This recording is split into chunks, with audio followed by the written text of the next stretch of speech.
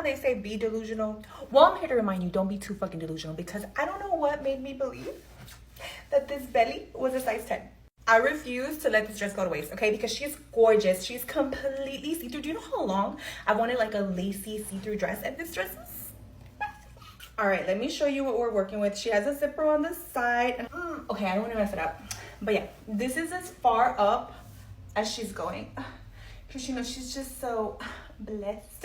As you can see, there's no way the zipper was going to work for me anyway. We can cut it down the middle, okay? Because clearly the bump is a bump and the bump needs to be on display, okay? It's going to be like a little peekaboo moment.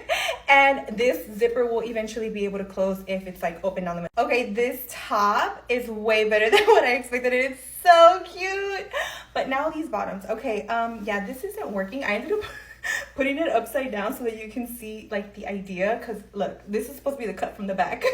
It's gonna be a mini skirt now. I'm gonna open one of the seams and then try to add fabric to it. My little mini skirt.